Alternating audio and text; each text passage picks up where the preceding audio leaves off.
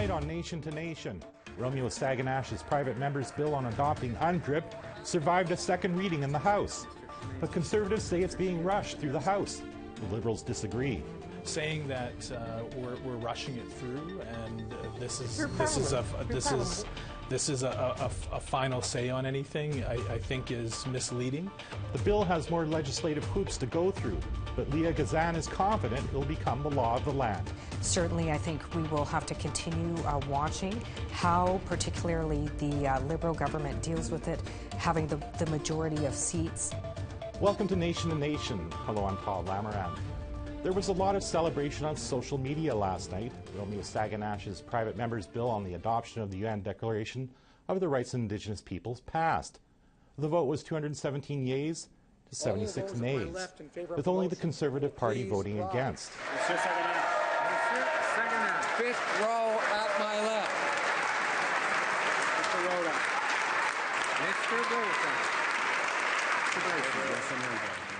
Wilson Raybould. Mr. Macaulay Cardigan. Mr. Macaulay Cardigan. Madame Boutier. But hold everything, this was just second reading, and it's still a long way from becoming the law of the land. To discuss the road ahead, I'm joined by our political panel of MPs. So, Ms. McLeod, I'll start with you. Why did you and the Conservative Party vote against this? So first of all, I think it's important, and many people that are your watchers aren't going to understand the difference between a private member's bill and a government bill. A private member's bill has 2 hours of debate. It goes into committee. As a shadow minister, I don't get technical briefings, and there's every indication that the Liberals want to just rush this through committee and back into the House. So number one is this should be a government bill because that gives it the proper scrutiny for something as important. And second of all, there's a lot of areas that I think are going to create more unsureness down the road than I know it's being said that it's sort of basic human rights, but what's going to be the change, the definition going from, accommodation to free, prior, and informed consent? What's that actually going to mean? It talks about all laws in this country. So I think, first of all, it should have been a government bill. I think we have many important questions that need to be answered, and mostly I'm concerned that the Liberals not only let it go through as a private member's bill, but are going to rush it through committee, and we're not going to do the due diligence that it deserves and needs. Mr. Resnick, how do you respond to some of these criticisms, especially a criticism that this may create a veto for Indigenous peoples? Well, look, there's a lot of work that's been done behind the scenes. I've worked closely with the Minister of Justice. There's a committee of ministers working on the review of law and policies. Of course, everyone's seen the 10 principles that are guiding that work. This is a step along the way to full adoption and implementation of UNDRIP by the Canadian government. It's foundational work, and this government's been committed from day one to adopting UNDRIP in our country, but we have to do a lot of the work behind the scenes. So saying that we're rushing it through, and this is a final say on anything, I think is misleading. There's been a lot of work done. There is going to be a lot of work done, and it's just necessary work that's taken way too long. I think I just want to quickly point in, the Justice Minister herself said over a year ago this is unworkable in the context of Canadian law and it's a distraction, and she's now supporting it. There's been no discussion in terms of what's changed, in terms of why she said what she said then and why she's saying what she said now. So again, Parliament is not privy to that information. We have a big void. They're rushing it through and they're not sharing any of this information with us. Again, I think that's confusing the issue. That's not... I just wanted to ask you, Ms. Ashton, of course, your colleague and your party put forward this bill. I'm assuming it still has to go to committee, third reading through the Senate, just like any other bill. I mean, what form is this bill going to look like at the end? It's pretty thin. I mean, the text of the bill itself doesn't say much. Most of it is taken up by the 46 articles of the UN Declaration. I mean, how worried should Indigenous Canadians be that this may change a lot? Well, first of all, I just want to say how proud I am, and many of us are, to have supported the work of our colleague Romeo Saganash, who actually was one of the contributors to the creation of the UN Declaration in the first place. And I will say, while it's important that the government supported it, this wouldn't have happened without the pressure of so many Indigenous peoples across the country, as well as some non-Indigenous peoples that supported it as well. You know, what we've said, and what Romeo has said time and time again, is if we're going to move towards reconciliation, we need to turn our back on colonialism, and adopting and implementing the UN Declaration on the Rights of Indigenous Peoples is the way to do that. Obviously, our very clear message yesterday was that adoption and implementation is critical. You know, nothing short of that will be acceptable. You know, it's time that we turn the page on the way things have been done so far. This is the way to do it, and we'll certainly be holding the Liberal government's feet to the fire. Well, why hasn't the government adopted it as a piece of government legislation? Part and parcel of the work that the working group of cabinet ministers is doing is making sure that the Canadian law will mesh. There's a lot of work behind the scenes that's going on. Romeo's bill came up recently, and it's just one piece. It's not the be-all, end-all of what this government needs to do. And again, there's a lot of work going on behind the scenes. There's a lot of work that the government's doing in terms of consultation with communities and making sure a consultation with the territories and the provinces. There's a lot of work still to do, and this government's doing it. Of course, if you're not supporting it, this could die before the next this mandate is up. I mean, how far will the Liberal government support this bill? You saw our party vote in unison to support this bill. Again, it's just one piece of what this government needs to do. The government is going with the Cabinet Committee and the 10 principles, is doing all the work it needs to do behind the scenes to make sure that UNDRIP is adopted here in Canada. With the Conservatives voting against it, is this something they would support if you formed government after the next election? You know, I can't speculate what's going to happen if we form government after the next election, but I do know that we have, and Indigenous people across the country actually need answers to really important questions. I come at legislation from a very practical lens as opposed to a symbolic lens, and this is a piece of legislation, so I look at every article and I say, what is that actually going to mean? So we don't have answers to any of that. We're not going to get answers, but I think as Parliament we have a responsibility to do due diligence so that communities across this country understand exactly what it's going to mean. So, you know, certainly we have acknowledged the UN Declaration as an important aspirational document. We have, there's many, you know, I think, I worry about what the minister said. I think we need to, we have lots of judicial decisions coming out that are, you know, obviously the one last week in terms of the Williams decision, the Silcoteen decision. You know, we know that we have to do a better job in terms of solving these longstanding problems. We have to do a better job in terms of honoring the treaties.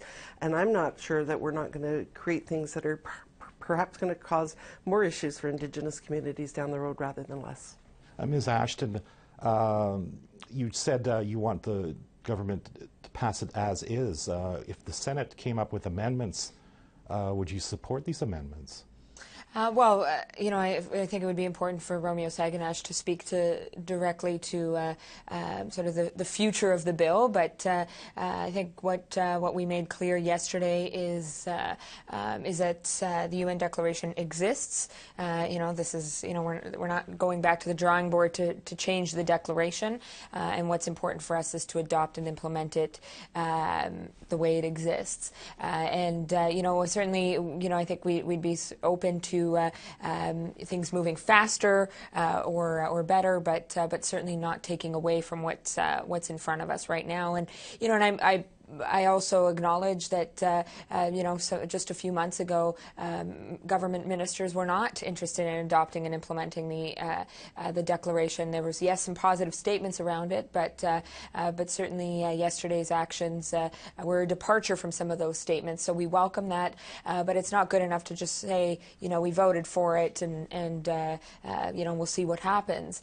This is really, what Indigenous peoples have said very clearly, and what many Canadians are saying is if we're really going to have a government that moves towards reconciliation, adopting and implementing the UN Declaration on the Rights of Indigenous Peoples is the way to go. Okay, I want to quickly turn to pipelines before we run out of time. I'm going to stick with you, Ms. Ashton. Is the current spat between BC and Alberta, especially the one now Alberta is going to boycott BC wines, good for those who oppose the Kinder Morgan pipeline, including Indigenous peoples? Well, our position has been very clear that the Kinder Morgan pipeline cannot go through, and a key factor has been the lack of consultation with Indigenous peoples and the very frank opposition from so many. We're very concerned about the frameworks that have been in place, the environmental assessment frameworks that we find completely deficient. And it's clear that, passions are running high. But I think what's really important to look at is the way in which Indigenous peoples aren't being heard, and certainly our position has been that that's critical. It's through my writing. Can I please speak to this? People assume that Indigenous communities are not in favor. That is absolutely inaccurate. Where the land that the pipeline goes through, the communities that I represent, the Indigenous communities have signed benefit agreements. They are supporting this pipeline. So, for the NDP to make this blanket assumption because they don't support it, all Indigenous communities don't support it, it's inaccurate. It's like the moratorium on the tanker ban, where there's Indigenous communities. Eel Spirit is really quite angry about an arbitrary moratorium that is going to impact their ability to have a positive economic future. So it's the same with the pipeline. So to do blanket statements that say Indigenous communities are against this pipeline is absolutely false. I suppose that's true, Ms. Ashton. I read that 51 First Nations along the route support the pipipeline.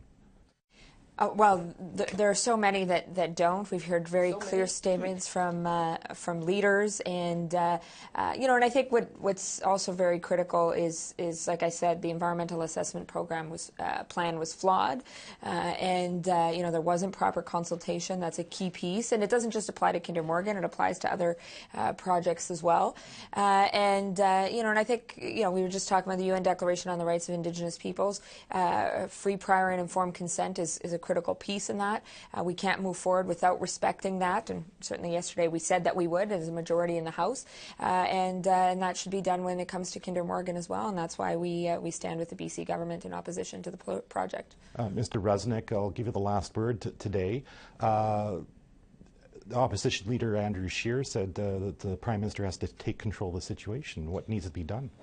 Well, the pipeline will be built. There's never been more consultation on a project in the history of pipelines. We've seen a previous Conservative government not be able to get any pipelines built. The process that we've developed, that NRCan, well, I don't know, Kathy, of any pipelines that were built under the previous Conservative government. So the program that this government has developed, and you've heard Minister Carr say it many times, that we've been consulting with First Nation communities. We've been consulting with all communities along the route.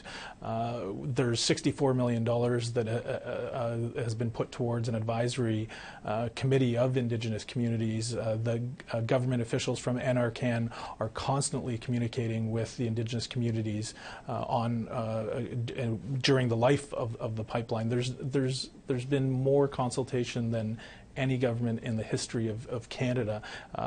Ultimately, we need to get our resources to market, but we have to do it responsibly, and that's what this government's been doing.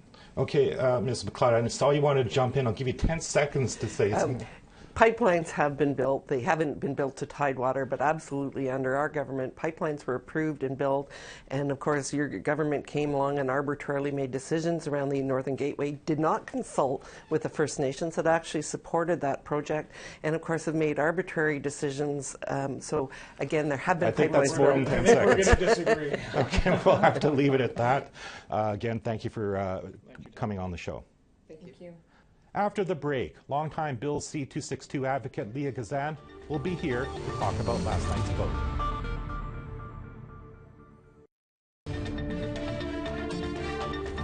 Welcome back to Nation to Nation. As was discussed before the break, Bill C-262 has a ways to go before it receives royal assent by Governor General Juliette Payette. To talk more about that and the bill itself, I'm joined by Leah Gazan. She's a lecturer in the Faculty of Education at the University of Winnipeg. She's also a well-known advocate for the adoption of the UN Declaration on the Rights of Indigenous Peoples. Ms. Gazan joins me now from Winnipeg. Welcome to Nation. Thanks for having me, Todd. Now, yesterday was just the first step. There's committee, the bill has to go to committee, there's third reading, it has to go to the Senate, and the Senate doesn't rubber stamp legislation like it used to. How confident are you that this bill is going to get passed into law? Well, first I want to say that I think this was a huge success yesterday, having the bill get through Parliament. I think it still has a long way to go to get through committee. Certainly, I think we will have to continue watching how particularly the Liberal government deals with it, having the majority of seats on the committee. But as you know, now Senator Murray Sinclair has indicated he certainly is on board doing whatever he has to do to get it through Senate if it reaches Senate. So I think, getting it through committee, making sure that it stays in good form, and any sort of changes that are made are positive changes and don't, make the bill less strong. Now, the Declaration itself has 46 articles. How realistic is that all these articles can be kind of married to Canadian law? Well, I think we have to recognize that the United Nations Declaration on the Rights of Indigenous Peoples is the minimum human rights standard any human being, Indigenous or not, needs to experience joy, to have health, to be able to live vibrantly for whatever reason in this place some call Canada. The incremental or debatable right for Indigenous people to enjoy those minimum standards seems to continue to be the discussion of the day. I think, certainly if the government can impose legislative frameworks, policies like the Indian Act that willfully violate fundamental Indigenous human rights, certainly they can adopt a framework that honors the human rights of all persons, including Indigenous persons in this place that some call Canada. There was a Financial Post article you may have read, came out back in January. It said that the courts have been doing a pretty good job at defining Indigenous rights, so why do we need this declaration as well? Why not just listen to the courts? Well, I think, communities go through, expensive court cases. In the case of businesses and industries, it costs them a lot of money to lose. I think that we need to clarify that relationship.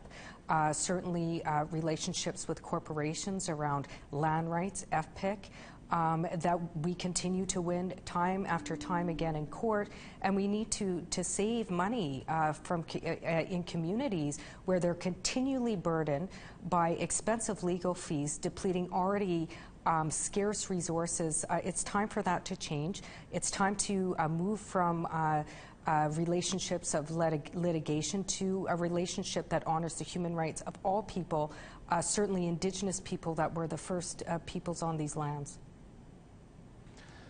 If it does become law, how will this affect ordinary Indigenous people, do you think? Well, I think we have a long way to go. I mean, I have to be realistic about it. I know that even yesterday when the Liberal government voted in favor of Bill C-262, I saw Trudeau being interviewed on another news channel about NAFTA, and no mention did he make of Indigenous lands rights in terms of economic development when he talked about a balance between the environment and the economy. Certainly, you know, he has a long way to go to truly understand a nation-to-nation relationship. But what it does is it provides a legislative framework so that any decisions going forward, particularly around resource development, you know, will have to be compatible with the United Nations Declaration on the Rights of Indigenous People. One just has to look at Cindy Blackstock and the Human Rights Tribunal ruling is violating the human rights, the minimum standards of human rights little children need in this country, First Nations children need to experience joy. Is that compatible with UNDRIP? Absolutely not. And I think we need legislative protection.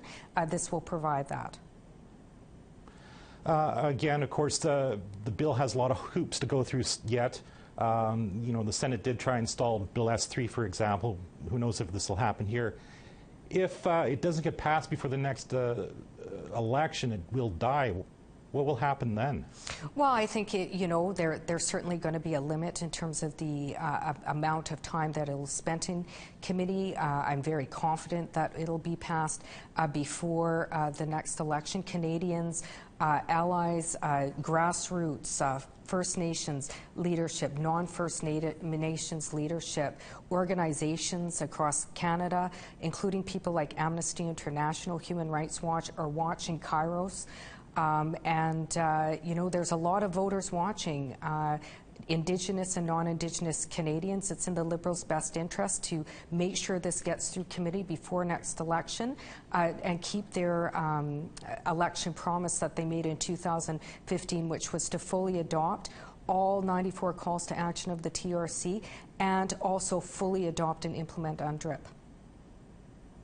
Okay, Ms. Gazan, thank you for that. Yeah, thank you so much. We'll have more after another short break.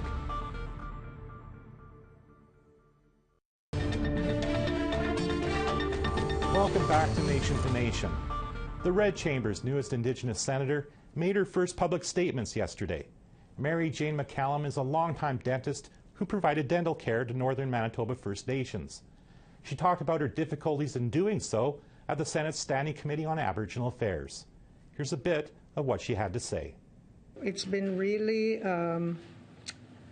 frustrating to work, to look at this issue of governance when you're down here and looking at the model that exists. And I did, you know, when I look at the what has eroded in our relationship with government, it's been the trust. It's the cross-jurisdictional problems of the silos that the government has made.